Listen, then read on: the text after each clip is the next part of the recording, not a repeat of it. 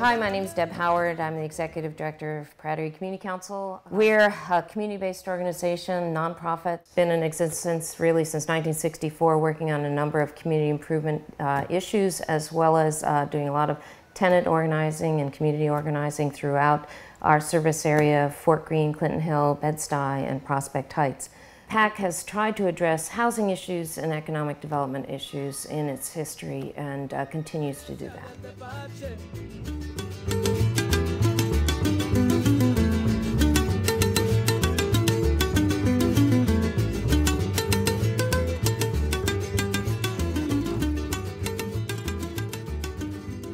Hi, I'm Dale Charles, and I've been with Pratt Area Community Council for the past 5 years. And I started out as a AmeriCorps volunteer and then the merchant organizer for Fulton Street. So we're standing in front of 1140 Fulton Street, Al's Men's Shop, and this is part of our commercial revitalization program and facade improvement projects. Pratt has helped me tremendously, and thanks to Dale Charles, the whole outlook at the front is Dale or Pratt, and I appreciate it very, very much. The awning that we put on, as you can see from next door, it was a flat signage originally. We changed it to a sign where it's shades in the sun from the store, but also to put security lighting over it and just give it a beautification uplift. This storefront is doing a gut renovation, and he's going to be another 2006 grant that we're finishing off. Doing Abu's Bakery, we made him our mayor of this end of Fulton Street because he's able to communicate on how new signage and new marketing beautification for his storefront worked for him. So that also opened the door for neighbors to also do their beautification project, like Money Express next door here. So it's going to be the beautification project of this whole side of the street, at least one half of it. I'm Idris Brathwaite from Abu's Bakery. We've been here for about 6 years now. And I think the whole neighborhood beautification project is something that is very important, and I wanted some of the other businesses to benefit from the services that PACC was offering. Okay, my name is Pap. I'm the owner of Jollof Restaurant. I've been in this location since June 1995. I've been working with Pratt for the last, like I say, 10 years, and they've been helping me a lot. Pops is one of those outstanding ones that he always stopped and he talked and explained to me what was going on the block. I asked him to come on board to help me with the businesses on this end of Fulton Street, since the strip is over 23 blocks long. What we have been able to do is bring capital dollars to the strip. We were the recipient of the Main Street program from DHCR, which will bring $200,000 of facade improvements and apartment improvements and streetscape improvements from Grand to Bedford over the coming year, and we're very excited about that. Along the Fulton Street corridor, there are no banks for 27 blocks, and we finally, at the corner of Clinton and Fulton, will be having a regular commercial bank branch, which is something we're very proud of and an achievement over this year.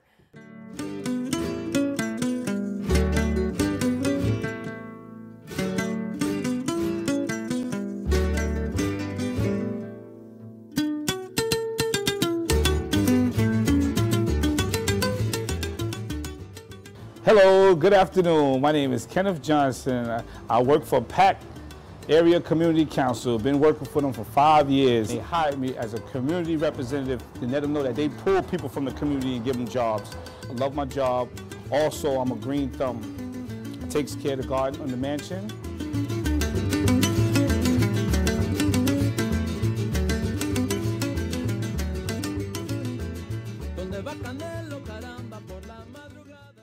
I've been here for 6 months, and I like it. I really like it. I like what I do. I love to cook. You know, I always say that a good meal does not turn out right if there's no love in it. And I got plenty of love.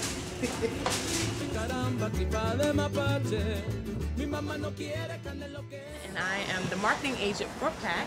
Basically, my job is to market any development projects that we may have through our Housing Development Department or any of our affiliates such as Habitat for Humanity. I'm also in charge of marketing the workshops, the first-time homebuyer workshops. I'm Bonita Dowling I am a homeowner counselor at Pratt Area Community Council, and I counsel people that are in foreclosure.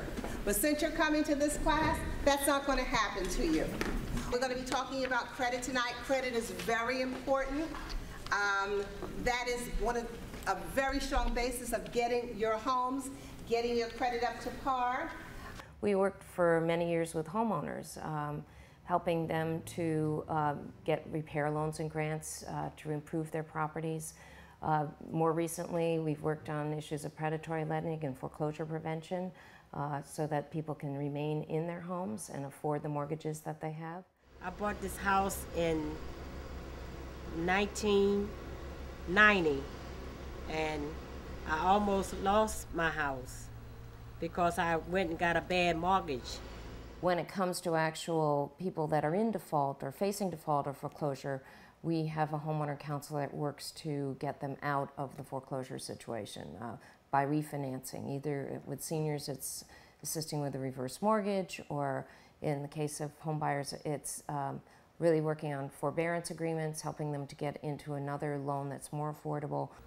And Pat came in, Miss Bonita came in, and she helped me get another mortgage for my house. And I think it's a great mortgage now because she hopes to save my house because I'm almost losing the house.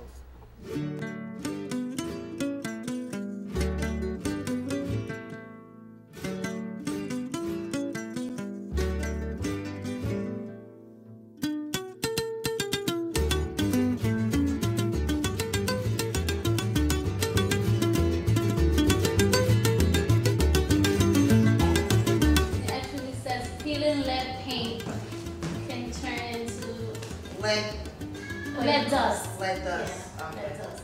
Basically, the program is to provide, as they say, a family that's in crisis.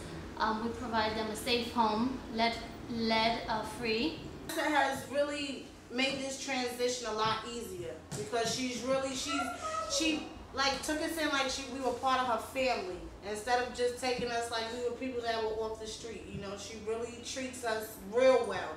We stayed together. That's the most important thing that I found from this program. Most programs, I understand, they will separate the families, you know, but they kept us together. I think everyone's happy. I feel really fulfilled helping the family and knowing that this is the future and there's no reason that we should poison our future.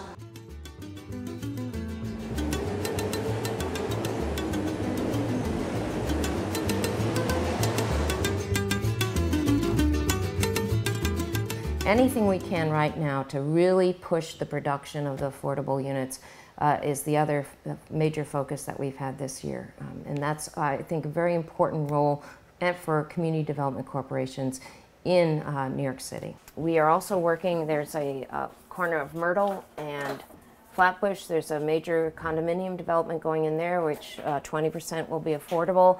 And we've also have an inclusionary site partnered with that site, which will be on Quincy Street, which will be 48 units of very affordable rental housing. What do we want? Affordable housing! What we are seeing is, particularly in Crown Heights right now, and Prospect Heights is where the most push has been in the rent-stabilized buildings, is harassment, holding apartments as vacant, and any of the vacant apartments get upgraded, but those apartments where tenants are long-term residents are not getting repairs they need. The TSEP program actually does inspections from the roof to the basement, which means we have to see the inspectors that come out have to check the roof, the basement, the boiler, and all the repairs that need to be done in each apartment. We automatically see that it's a stressed building, but one of the things that we have to do is make sure that the tenants agree to be a part of the program. I've been living here over 40 years. In my building, in my apartment, there was a C violation. The ceiling was falling down. The kitchen was destroyed because of water coming down from upstairs. And the previous landlord put in some sheetrock, and he left it there. He took down all the cabinets, and the dishes were scattered all over the floor and everything else. and he won't put it back. So we got the door locks, and then the main thing was the intercom system. It was not working. They tried to say that wasn't a violation, but as you can see, PACC really pressed it, and now they have an intercom system, they have mailbox locked, and they have doors locked. So they were very happy that somebody, you know, was concerned about their building. Godsend. Yeah, that's what they called it, a godsend. Godsend.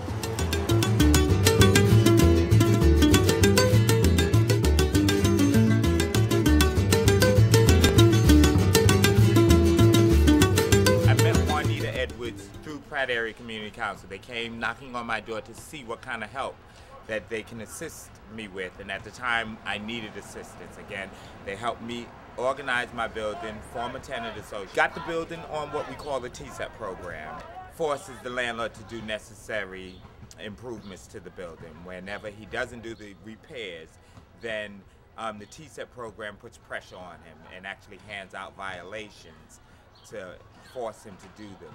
For the last 5 years, I've been wondering, how can I give back to my community? And Pratt has showed me just how I can.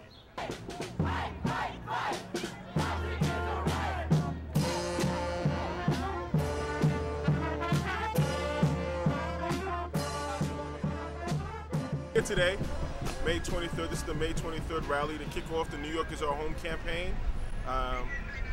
What this is about is finally all the renters in the state, and we're here today in the city getting together to say that New York's rents have gotten out of control. We're losing rent-stabilized apartments, we're losing Section 8 apartments, we're losing Mitchell-Lama apartments.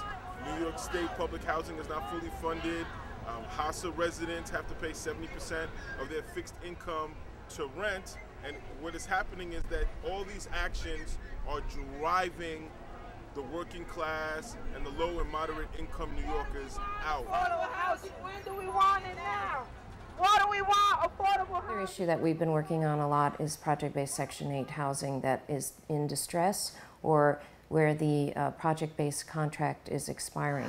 My name's Althea Watson. I live at 1112 Dean Street. I've lived here for 25 years. I grew up in this building, and we were about to lose our HUD funding until PACC intervened and helped us save our home. Our landlord decided to opt out of the HUD program after 25-year contract was up, and we had to persuade him to stay with HUD.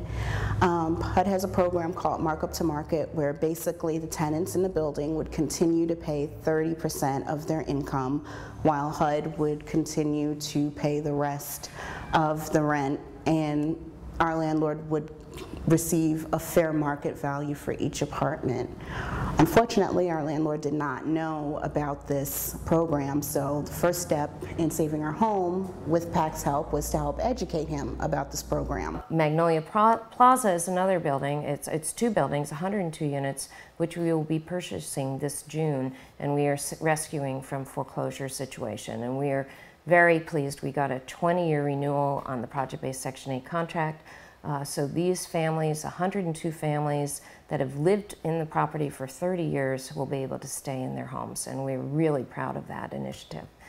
PACC is one of the few organizations that is not only interested in helping community tenants save their homes, but also in preserving neighborhoods, providing housing, new housing, and also helping each neighborhood hold on to their own uniqueness that makes the neighborhood indigenous to itself, and I think that's really important.